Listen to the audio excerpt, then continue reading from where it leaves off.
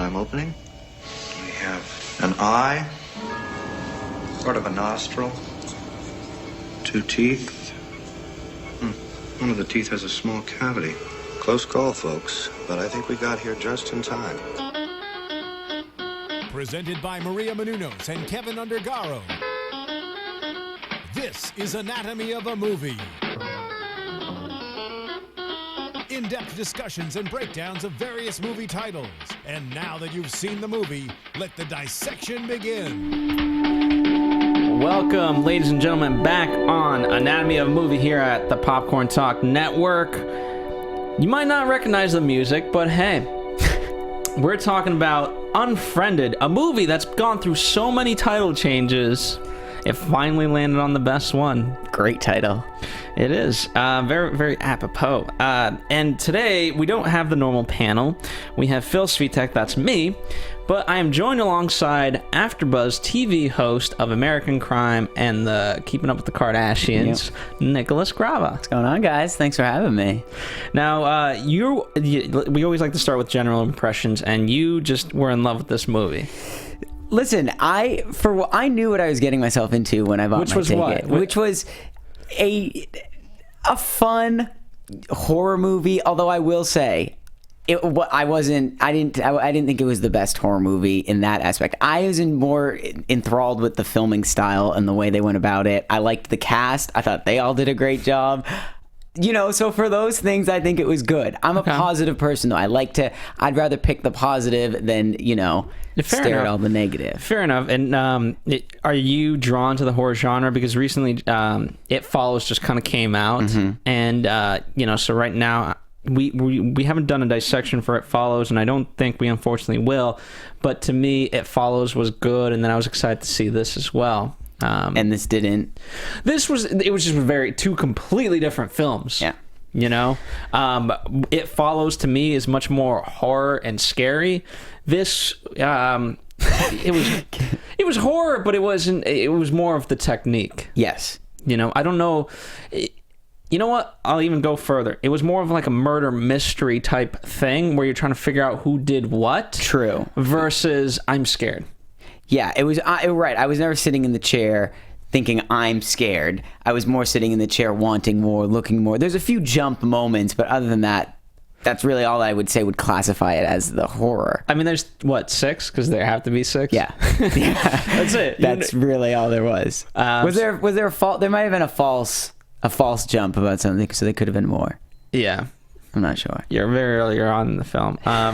So, you had it. I mean, one of my initial reactions was, and I think this was, and I'm learning that this might be beyond my age demo at this point, which is sad to think because I'm 26 years old. Oh my gosh! What? No. But what I will say, a lot of younger kids that I know of are relating to it. Yeah. You're younger. I'm 22, turning 23 next month. How much younger? But I could relate to it. You could relate. Listen, I think for one thing, I can relate to it. Yes. I think that's what for me this type of filming. What is it called? It's not found. It is found footage. They're putting it in the term of found. I mean, okay. What are you going to label this? It's a Skype movie. Like that's screen caption movie, like a screen, because you're watching her screen the entire time. But I think the way that when they do that, you see tabs, you see chat history, you see all these different things. I think for me, that is a relatable thing because everybody uses a computer. A lot of people use Mac or Apple's, which was this, was focused on this. So I think in that aspect, everyone knows what it's like to start a chat, to hear the Skype sounds going off. I think all those things were really and the frustration relatable. Of the internet connection. Yes, frustrate. How many people start a Skype and have a random person in there? So, well, not many actually. Hopefully not many. But what I will one of the things that I wanted to say was I felt let's start with Laura Barnes, right? Yeah. Everything pins on this girl, but we don't see her. No. Most of played by Heather Sossaman, who's actually been on other shows here at the Popcorn Talk Network. So check out Film Freak, Movie Interview, and also I Talk Movies. So we have 2 interviews with her. If you really want to get in depth about how Heather, came to the role and everything like that. Mm-hmm. And for me, I'm kind of glad that they weren't the stereotypical woe is me girl, because there's that line, I think it's from Adam, who says, she deserved everything she got. Yeah. and she did. I was like, okay, you know what? I don't feel bad for her because she's kind of, she's like this. She almost looked so popular, right? And she just happened to get drunk, and then this led to a series of weird things. I see. Here's my thing, which I think this movie did a great job about, was I never knew who the bad guy was necessarily. I didn't know, even with this, when they were on the Skype and everything was happening, I'm like, why is she doing this? Especially because when Blair showed their friendship page on Facebook, when she saw their friend connection, and it would show her and Laura, like, do you know what I'm talking about, for their friend? I saw that and I'm like, they're such good friends. This is all great and dandy. Everyone's nice. Sure, everyone's in high school. They do different things. But why would Laura be subjecting them to this? It didn't make sense to me. And then as we go, first impressions aren't really all there is. We start to learn a lot more about everyone on there and what they've done. Yeah, I mean, they have dark past, and they're the things that they did. Are they the most relatable? No, but it's relatable in the sense that certainly in high school, everyone just talks behind each other's backs. Right.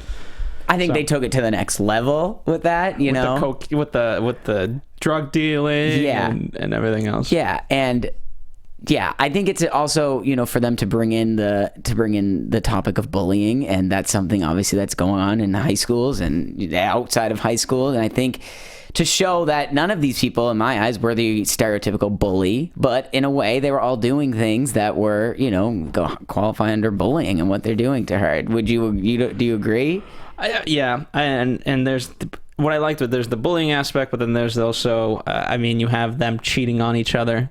When they start to play Never Have I Ever, and we learn a lot. And that was in terms of having the most suspense, that was the scene that really brought everything to the front, because you had the countdown, yes, and you had everyone like, you're lying, put your finger down, whatever, and so I enjoyed that. I found myself already, as they were starting, after like 2 rounds in, when they'd be counting down, they would say something. I would be like trying to guess already, who did I think was that person that would be, putting the finger down. And I thought it started to get fairly obvious towards the end of who was doing what, whether it was Adam, who has never had sex before or whatever it was. And were you starting to guess who they were while the countdown was going? I was trying to. Was I right? I would say it was 50-50, probably. Yeah. In terms of... Because, again, there's the various bluffs. How many times did you have, like, come on, Blair, put your finger down? And it's like, no, it's actually me, not Blair. True. And so, obviously, they had you kind of going for that loop. And those were the aspects that I liked the most of, And that's why I called it a murder mystery. Because it's like, hey, who is this? And obviously, it's it's an unknown being. Yeah. But ultimately, we've caused this. Yeah. And why? Who was your favorite? I mean, these kids. I thought they were cast pretty well. I mean, apart from Shelley, I thought they were cast amazing. I thought. Yeah. Well, I mean, really? I want to say, I don't want to say because they each embodied their, they were their, I mean, they read their, but they didn't even have to start talking, and you could read who's the, relatable boyfriend, who's the, rich background kid, who's the fun comedian tech guy. I mean, you could use those words and just show their pictures and point. There's a stereotypical group of friends. Yeah, I thought the tech guy was just a little bit out of his league on this one. Yeah. I don't think he fit into the group. Ken, yeah. I don't know. Maybe high school's changed a little bit since I went there, but Ken would not be in this group of. I don't know. I think everyone has that. I think it's odd. It didn't surprise me. I mean, hey, maybe now everyone just look at they look at Facebook, Twitter, and all these things, and they're like, hey, we need a geek in our thing because it's gonna make us billions of dollars. You know what? That's so true. Down the line, wouldn't we all love to have someone that's tech friendly and knows it? I mean, yeah, I would.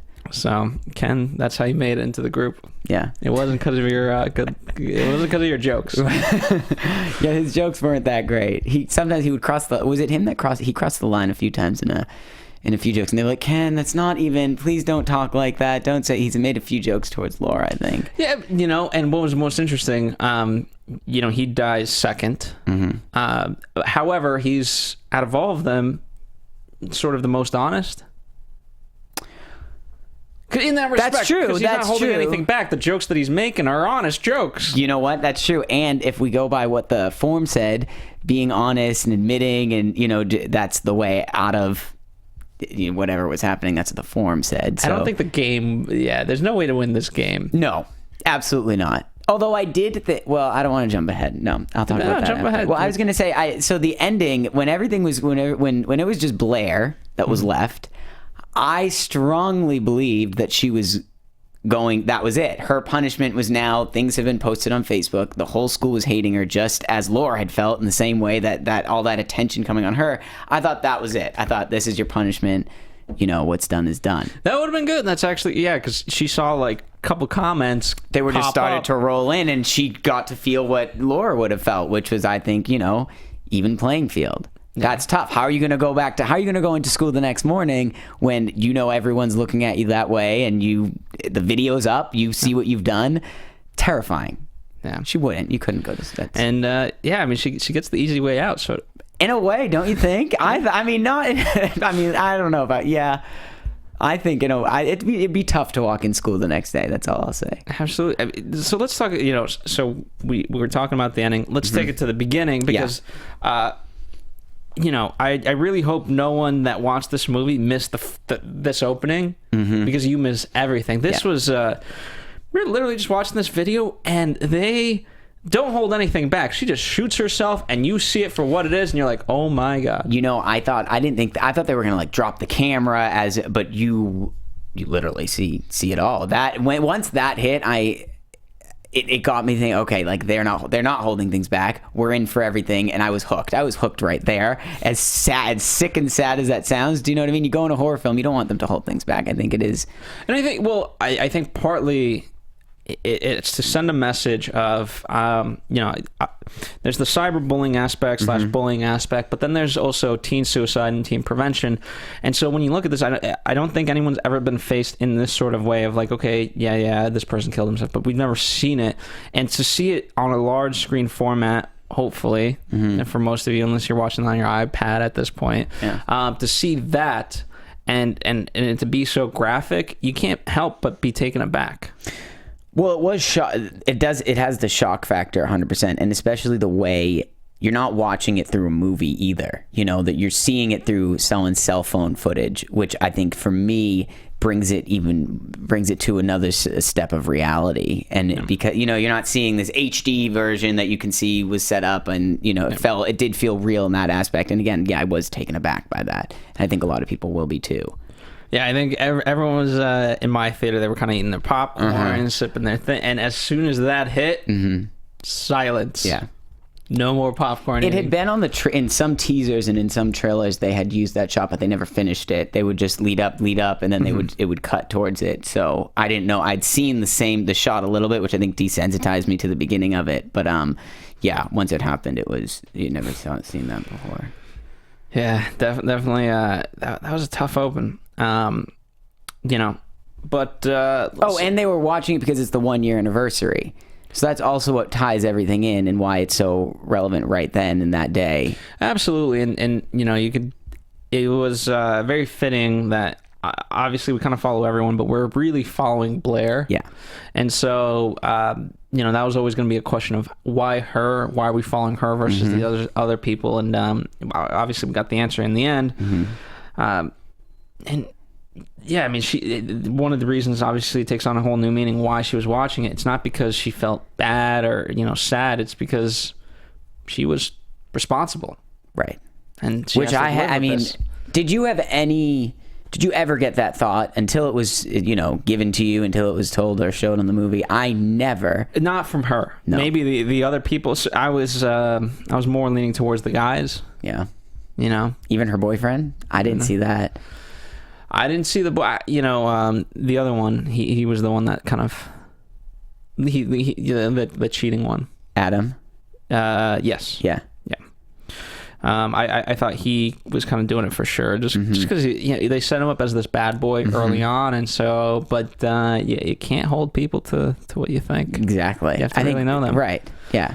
So, and I think that was one of the messages. It forced you to reevaluate how you come to conclusions, and Yeah, the reality of people's actions. Speaking of Blair and Adam, obviously they have history. We see these pictures and whatever else. But then in that moment, I felt like there was another option for Blair instead of holding up the paper that says, if you read this paper, Adam will die. Yeah. I felt like we could have gotten out of that. And, Mitch was definitely stubborn and selfish, but what was he going to do? Right. I would agree. I don't think... If everything that had happened, this is real. This is a real game. It's not like, oh, maybe it won't happen. If you hold up this paper, it will happen from the track record of before. I do think there could have been a lot of other ways, even just her being stubborn at the moment. And because Adam was not about to hold his up. He was not holding that sign up, and you knew that. And she could have went about it, I would say, a variety of different ways instead of caving and showing them the paper. I think, obviously it hurts in that moment for Mitch, but he should just trusted, like, hey, you know what? You cheated on me a bunch of times, but I'll believe you on this one. I don't know, though. I mean, maybe the heightened stakes wouldn't allow him to think that way, but think about it. You just found out that, these are huge. This isn't a little lie. This is huge stuff. You question the person you're looking at that moment. Are you even that person? You've lied to me this long. It'd be hard for me then to take another piece of information and just suddenly say, okay, you're right. I think I could be scientific in that moment and be like, you do. If this paper has anything to do with my life, just nod your head. Right. Okay, it doesn't. So, okay, all right, we're good there. Right. They weren't very creative in their ways of getting around a few things. And even, there was one moment, oh my gosh, when Adam, he heard a sound and he was searching around his house and he was like, no one's here. I'm going to go out and check. Do you remember that? And everyone's like, no, don't open the door. And he opens his door and nothing did happen, but I thought it was like a cliche moment of, if I was Adam, there's no way I'm going outside and checking if I hear a noise. I'm going to bombard myself closer in, but luckily they didn't take that route and follow it. But I was very frustrated with that choice. Yeah, no, understandable. Let's talk about Val. Right, one of our first victims. You know what? Now that I think back on it, right before Val joins in on their Skype session, there's a little bit of negative talk about Val from all these different kids. And then as soon as she's in there, it switches and they're nice and they're friendly.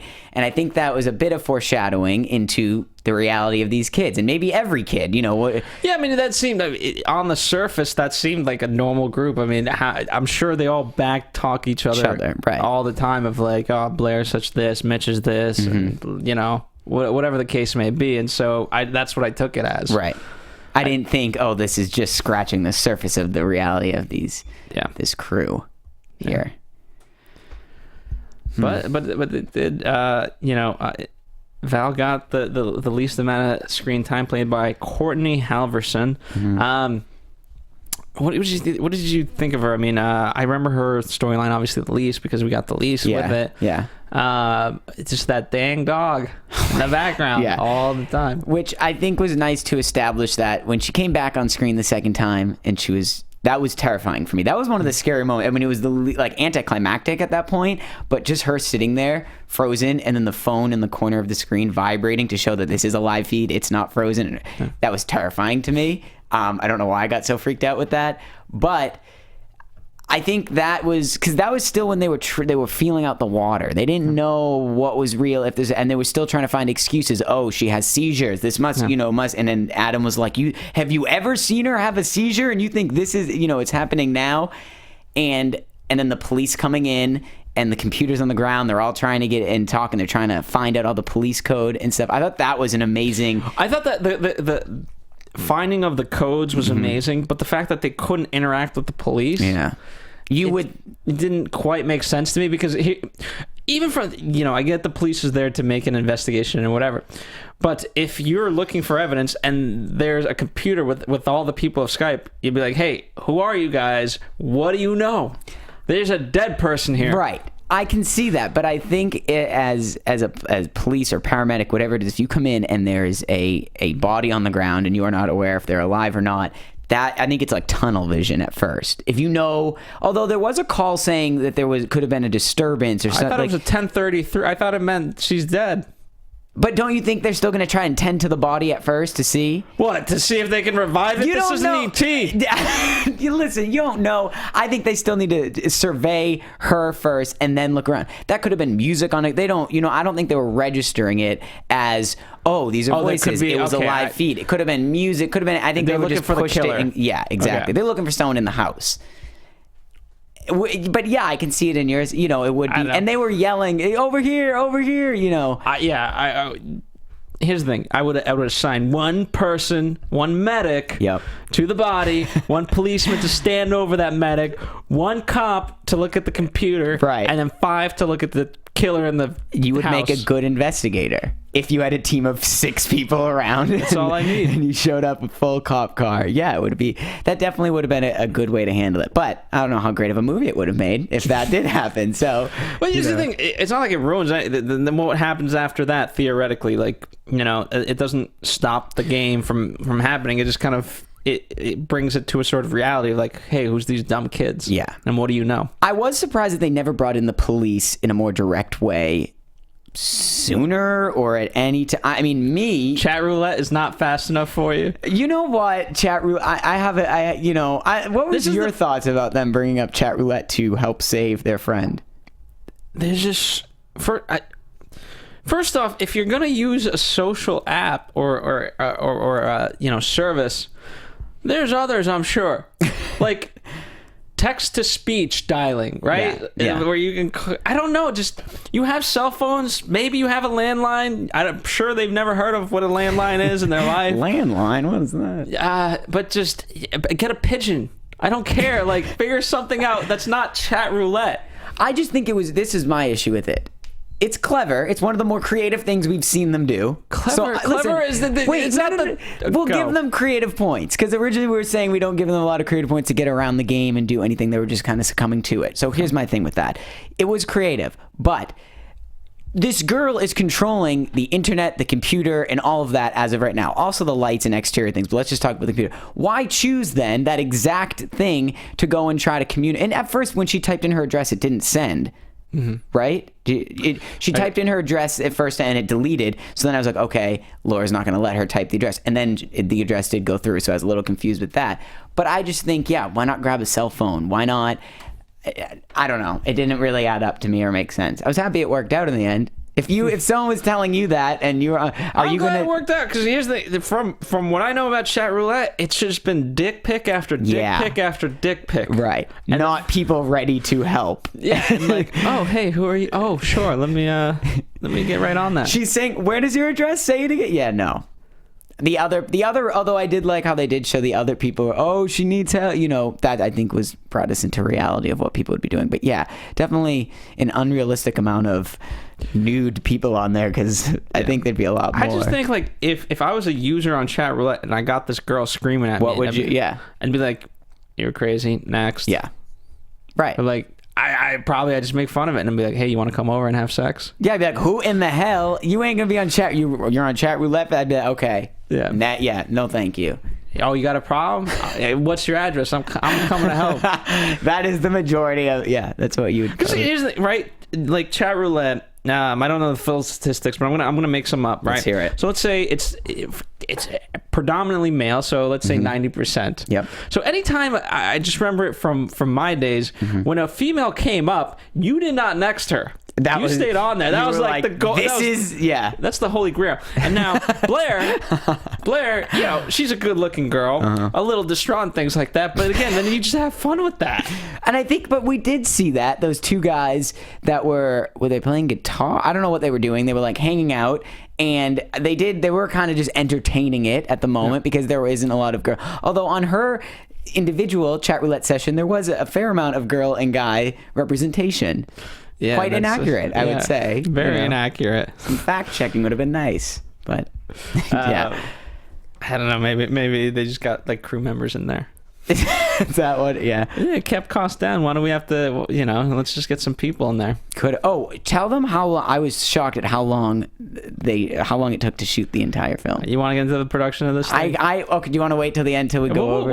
We'll dive into production aspects in a bit. Okay. I want to finish up story and things like that, just because obviously that's the main thing that people always like, and story makes everything. What was your opinions on the way that Laura decided to kill each person? Did you think could have been worse? Could have been better? How creative? Oh my God! Don't look. What was your? One of the things that it wasn't like, it wasn't fitting. Or at least I didn't know that much about it. I'm sure maybe it was thought out, but it's almost like, okay, if I know you love to read books, then I'm gonna kill you with a book in some sort of way. And I just, with blenders and these various things, I didn't, did Ken like to make smoothies? He liked his salsa. At the beginning, he said, "Ooh, we have Ken's salsa over here." Yeah, so I think it's just stuff that happened to be in the room as a tool, rather than like, oh, this is ironic. Rather than, having a bigger plan or bigger. Although, I guess, if you're going to go down that route, because one of the things we haven't talked about, so Laura Barnes, let's talk about not the video where she kills herself, but the video. The second. The first, technically, which is the embarrassment video. Oh, yes. Okay, how would you describe it? And don't be afraid to say what it is. Sure. There's not many ways you can beat around the bush on this. The video displayed in the beginning. So in the beginning, it seemed like rather average drunk people around at a party rambling and talking. I didn't really take much from that. And then it goes a little bit further, and the part that stood out to me is when she is laying on the ground outside and someone comes up with a camera and is examining and showing her, and we see that she has had some sort of an accident in, relieved of her, and it's very clear. That was a shocking point to me. It was, yes. And then they go around and they show her face, and then they go back around. So that's when I'm thinking, I don't know. Someone that could actually do that or video somebody doing that, I can't understand. I would never be able to understand that. So for that took me, I was really taken aback by that. And that's when I understood, because at first I didn't understand what was so bad about this video. Because we saw the beginning part a few times when she never finished it. But I'm like, oh, okay, it's, drunk person apart, and maybe she was embarrassed. I didn't get it. Then we saw that. Do you think the real Laura knew before her death who did it? Or she found out in the afterlife? Well, because when she was laying on the ground as the camera came around to her, she didn't open her eyes or anything. I don't think she did know. Fair enough. No, I don't think she did know, because even Blair was treating the situation, even when she was in the afterlife, as if she had no idea. She was like, "Don't you remember this photo?" And then we just drifted apart, and she was like, "Drifted apart? That's what you think this is?" And I don't think Blair would have used that unless Blair didn't think that she obviously knew or found out. Fair enough. When you look at it, if you're that friend, in particular Blair or Mitch or whatever, and to film that and to post that, jeez. That's one thing. It's fun. Like, when your friends get drunk, it's one thing. It's fun, but certainly, like, to that extent, you got to know they're going to be pretty embarrassed about this. You have to have such malicious intent and such. I think there's something wrong with you to want to post that or to post that. I couldn't imagine anyone. Although I guess that's the thing. I was going to say, I can't imagine any friend of mine, anyone in a close circle of mine that would ever do that. But I guess neither could Laura until... Here's what I know. Would I laugh hysterically in the moment, and would I tell them for the rest of their life? Yes. I think that's human. Yeah, I think it's a human. Anyone that says they wouldn't do that is probably lying to you. But would you ever video, post it, and hold it over as No. That's I think that's messed up. Yeah. So, yeah. Oh man, I'm just thinking back to the stories that I know. Yeah, but we never posted them. Right, exactly. Well, I think now actually this is also kind of crossing paths with what we're happening. 2015, everyone now. At one point in high school, it was a thing. I don't know if you had. Everyone had like a digital camera. When that first came out, we had the digital camera. Everyone had that you could put it in your pocket. So like at parties, everyone would take their digital camera out and then they'd upload all the pictures to Facebook. And that was the first time that parties are really starting to get documented and then brought to the internet. Now you don't have to have a digital camera in your pocket. You have your phone or you have anything like that. And things like this, I think, is happening. It's more common now because it's just easily Periscope.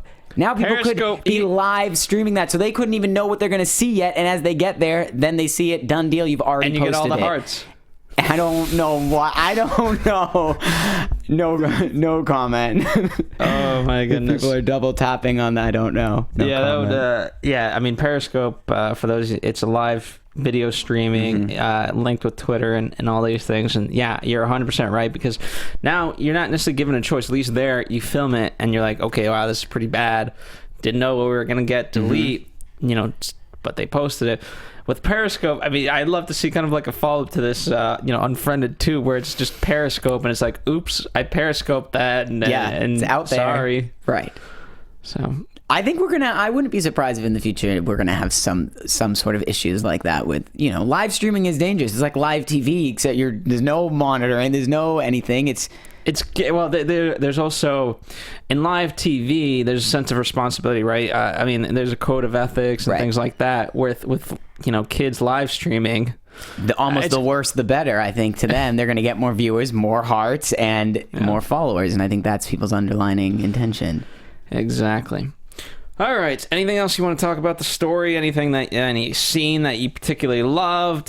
Thought could have been improved? I'll say this. One thing that I was a little bit frustrated with was the way Mitch died. Was the knife stat? He basically just slammed his head onto the knife. Now that was meaningful because that was his knife, and that yes. and Blair was all into the weirdo sex. Listen, I get that, but it makes me think. Could you not have been a little bit more creative in the way of having that is a huge butcher knife, and you about to have that by your bed before the night, but I thought it was a little bit set up to use later. The blender, okay, you're making salsa. The hair whatever the hair thing was, okay, you're doing your hair. But I'm sorry, when's the last time you had a butcher knife next to your bed, Phil? I have a knife in my room. Okay, moving on. Maybe not like that, but I do have a Russian knife next to my bed. What's a Russian? I don't know what that is. Don't come in my bedroom at night. I don't. Okay, don't startle me at night because I will stab. I guess is that so he had it there for protection? Is that what that or? Because I understand he's like messing around in the beginning and it's like some sort of like titillating thing for her. Yeah, it's an innuendo. That's the size of his penis. Yeah. He's gonna stab her on prom night. So his penis took him out in the end. Yeah, it was gonna be the first time, but it wasn't. But Blair she's kind of evil. Blair, we started to see Blair has another side. At first we think she's this very conservative, easy, like very quiet, and then we start to learn more and more. Okay, when you saw the pictures, the first file that Laura sent with Blair and Adam, what was your first impression of that? That started to show me, wait. I thought, number one, who took these, how did they get these, was this photoshopped? Who made the meme? Yeah, because it was a meme, and I was like, oh, okay. Did Laura make the meme? I don't know. Or did she find those pictures? Yeah, so I don't know. By the way, speaking of the cast, Shelley Hennig, she played Blair, and she's known for Days of Our Lives. She's known for Teen Wolf. Secret Circle on the CW, Once Upon a Time. Yeah. And, she really brought it. Yeah, you know what? Actually, we briefly talked about this before. Is that though in the way that when they were there, there was a lot of reaction filming. Yeah, so let's talk about that, right? Yeah. So over the course of 6 days. 6 days. That's okay. That's I want. That's. That, yeah. I don't know. That blew my mind. I'd like to know what they think. Put in the comments if you were surprised by that or expected a shoot day of just 6 days. Actually, there was various pickups though after that. Okay. So it extends it. But how long did you think was going to be necessary for, because here's the thing, you're filming people's reaction shots, and now one of the creative ways they got around cuts was the internet connection thing. And plus, anytime you change from screen to screen, you can reset. You don't need the consist. Yeah, and so anytime you see that, like the internet hiccup, I think that was a cut. Okay. You know, part of it was, some of it could have been strategic as well. Stylistic, and some of it was to cover the cuts. Yeah. Didn't even think of that, actually. That's, makes sense. Smart. But there's plenty of time where we go from them to do something else. And I mean, I look at Ken, right, very early on, he was just kind of in the background, just twiddling his thumbs, right? Blair is kind of doing research online. She's talking to Mitch. She's, texting, she's Facebooking, and so everyone else kind of in the background just not doing much of anything. Yeah. Well, I think also another way that they helped themselves out with that is through Blair's computer, sometimes the window would cover the actual Skype sessions, which I think would give them a little bit of a gap to not have people, but like when she'd be talking to Mitch over text and stuff like that, it would cover some of the shots. I still want to know, my question is, when they were filming it, what was who was someone feeding them what was being typed? Or yeah, you have to. I mean, one of the things that for me, I don't know if we're gonna get another Skype movie. That's the new subgenre. Have you ever seen the short film Noah? Do you know about Noah, the short film in like 20? So there's a short film that was Noah in the Toronto Film Festival, and it was, to my knowledge, one of the first ever like on screen. It was, I think, like 17 minutes long or something, and it was completely on this kid's screen. And then Modern Family did it this year, I saw, and then this is one of the third times I've been exposed to it. But I think Noah was one of the first ones to do that, and I think we're going to start getting more. I think it's just kind of catching on and now also in shows we're starting to see cell phone screens pop up while people are texting and different things like that. Yeah, I think it's, if used right, it can work well. But I don't want people to do it just to do it. Do it just to do it, yeah. With this, I mean, again, this is a different approach, but you could literally just do, the movie's 82 minutes long, right? So all encompassingly, you could literally just have them go through the entire movie in a live session. Now you can pause and repeat certain things, because again, it doesn't have to be necessarily continuous. Yeah. And you could do 5 or 6 takes and pretty much have the movie. And then obviously there's the setup shots of the killings that you have to get. So you'll shoot those, but you could literally, in terms of having an authenticity of reactions, you could shoot it live. Do it live. I think, as from an actor perspective, that would be a little bit terrifying, because I know, and when you're doing a regular movie, everything's going to be split up by 3-page scenes, whatever it is, and you have time to prepare before you go into each scene. So if this was shot live, then that would entail an actor to be fully on and live and reaction, for the full 88 minutes. And I don't think we would have gotten as amazing as performances as we did if that was the case. Okay, I think it took them a little to get into it. At least you're reacting though to it. And I think, again, 3 or 4 takes in, I think you get the dialogue. Yeah. And then you can pick up from there. I don't know. I'm just saying, for any wannabe inspiring filmmaker, that is a strategy you could take when you make your Skype movie. Yeah.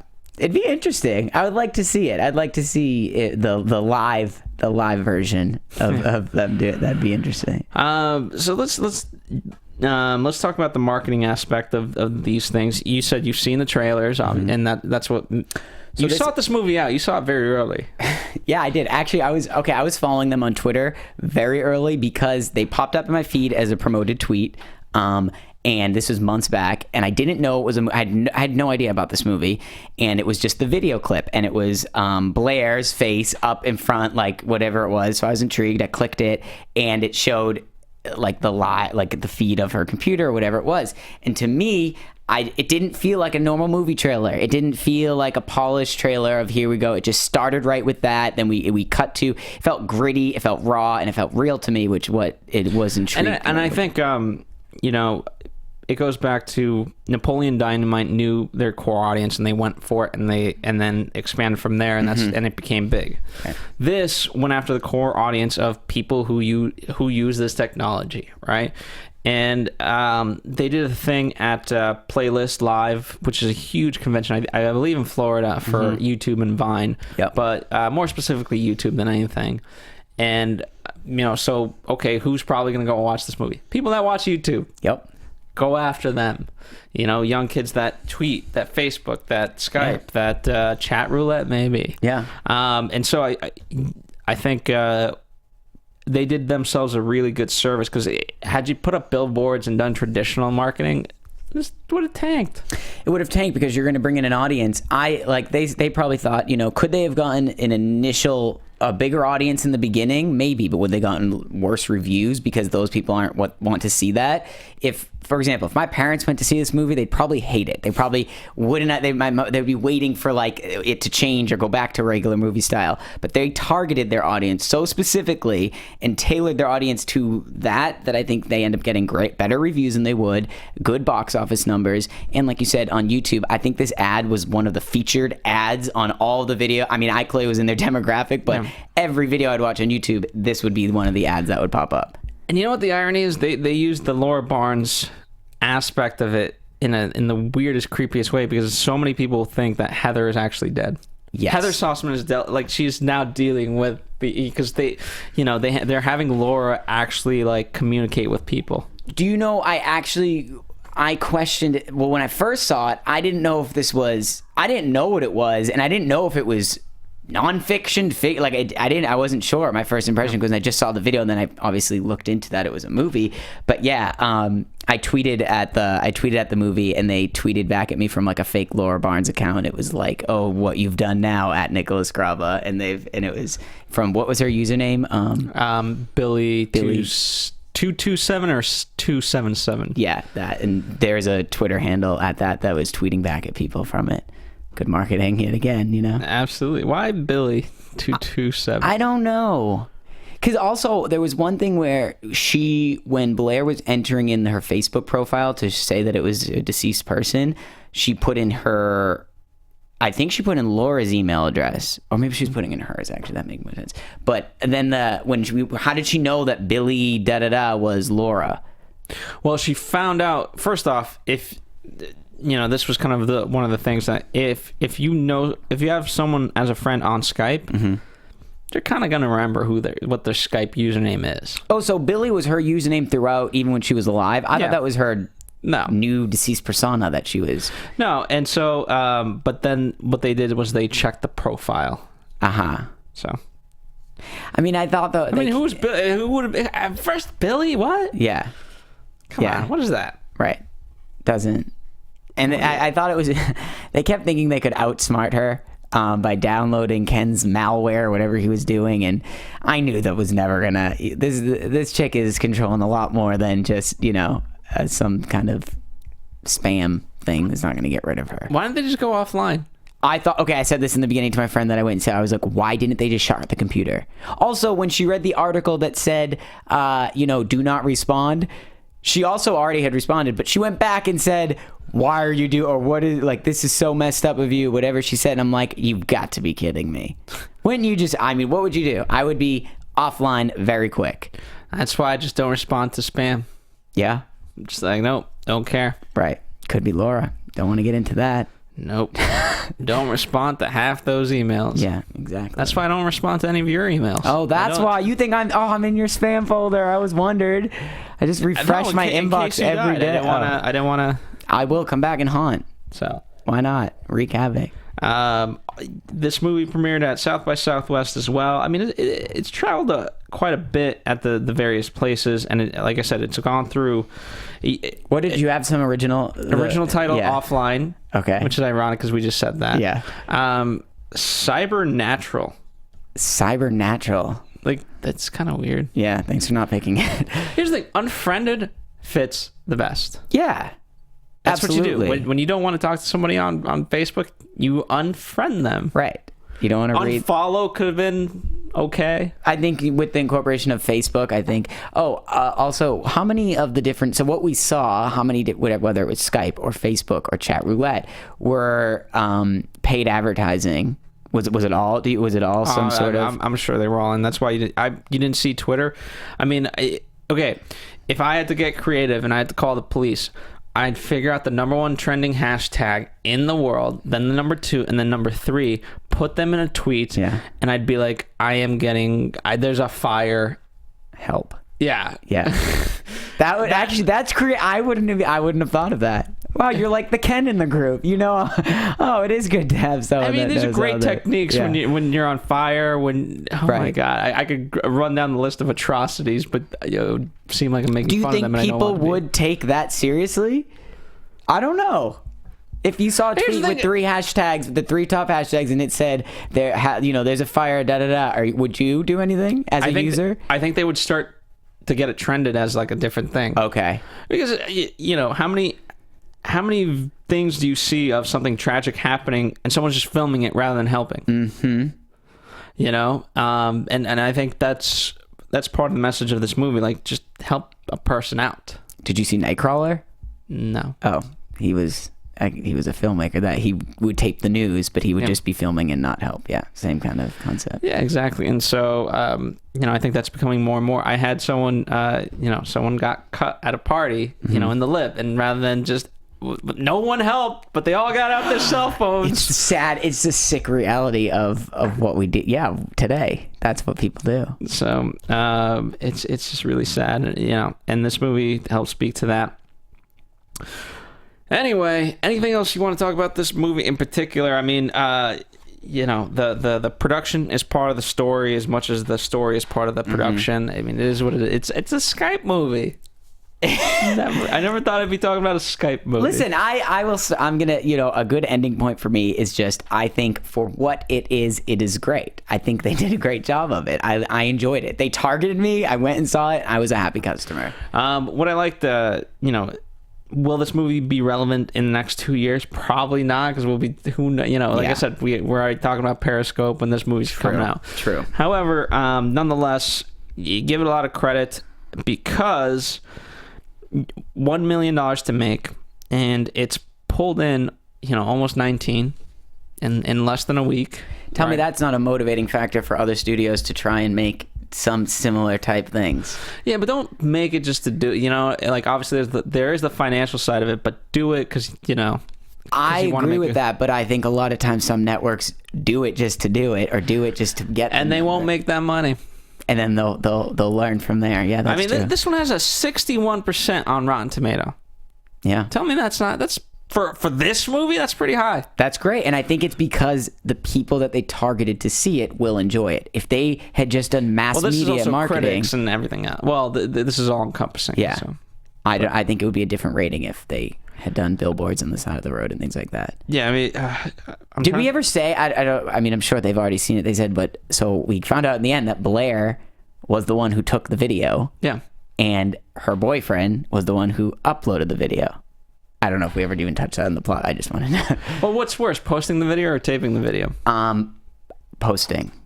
Taping is, you don't know what I'm going to assume she didn't know what she was about to tape, and she was taping, and maybe it's her that close of a friend that maybe you think it's funny in some false way and you want to show. Posting the video, there is no, and anonymously posting the video shows that it's wrong, and you're still going through with it. Yeah. What about, so also the idea of the crowd mentality so the video is posted and everyone in the school goes on and is like, oh, that's me, that's this, oh my God, kill yourself, whatever they're saying. And then as soon as the video shows that Blair took it, they all dive in on Blair. And these are the same people that were telling her to kill herself, and now they're diving in on Blair.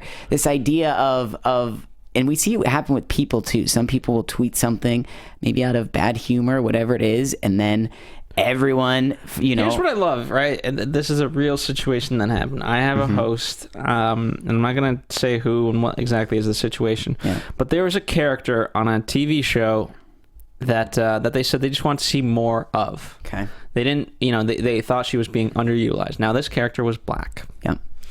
And immediately after, for some, whatever compelled the Twitterverse, hundreds and thousands of tweets at these two particular hosts who said it, saying, you guys are racist. Okay, that's bad enough. However, then you have the people who love them on Twitter start to defend them, which is a noble cause, but they're like, you leave them alone, so what if they're racist? Oh, and it's like, no, that's not the way to go about that. Yeah, no. But it's not. No. Yeah, let's back it up here. Thanks for defending. Not racist. Let's not put that out. Yeah. So it's interesting how like things shape in the social media sphere. Right, because in the end, it does take a viewer to make this video go viral. It does take a commenter to make it go viral. So as much as everyone else is wrong for taking it, for uploading it, but if you watch it and you share it and you comment on it, you are participating in the whole thing, just like these people on Twitter. Oh my God! So I just laugh at some of those things. It's crazy, but also it's as you see, and it's reality. Yeah. So I think we covered most of it. Obviously, there's so much to this movie, but like I said, at the very least, check out the 2 interviews with Heather Sussman on Popcorn Talk. She did an I Talk Movies with, and she did Film Freak movie interview. Hopefully we covered most of what you wanted to talk about. If we didn't, there is a comment section. That's why it exists. Perfect. We're not here to just end it right here. We're not going to continue the conversation. We're not gonna. Oh man, that was so good. Wow. See, we'll chat with you. Yeah. We'll take it to Facebook. We won't do Skype. We'll do Twitter. Yeah. Maybe some Instagram in there. Maybe we'll a quick chat roulette session. No, don't get up. But just let us know. Nicholas Grava, where can the people talk with you offline? You guys can talk with me either in the comments below, or you can tweet me at Nicholas Grava on Twitter, Instagram, Periscope, YouTube. You name it, I'm there. There you go. So plenty of ways to get connected with him. This has been the first Skype movie I've ever done. Bang. It may not be the last. Who knows? But it's definitely a historic day here at Popcorn Talk and Anatomy of a Movie. So hopefully we gave you some good insight. We'll see you here next time for another dissection. We've got Child 44 coming up. Of course, we've got Avengers coming down the pipeline. Dang, big stuff. Jurassic World even further down the pipeline. Mad Max. Lots of stuff to... Pitch Perfect, I know. Pitch Perfect 2. Can't wait for Pitch Perfect 2. The Anatomy of a Movie hosts, the girls in particular, Marissa, Sarah, Chloe, Roxy. Ooh, they're going to be... So, there's a lot to look forward to. There's a lot to look past at. We've done over 200 of these in about 2 years' time. So dig in through the archives for what's there. Subscribe at youtube.com/Popcorn Talk Network, iTunes, SoundCloud, all those things. We'll see you next time on Anatomy of a Movie. See you guys. From producers Maria Menounos, Kevin Undergaro, Phil Svitek, and the rest of the Anatomy of a Movie staff, we would like to thank you for listening and subscribing to the show. If you have any questions or comments, feel free to email or tweet us. I'm Sir Richard Wentworth, and this has been Anatomy of a Movie. The views expressed herein are those of the hosts only and do not necessarily reflect the views of the Popcorn Talk Network or its owners or principals.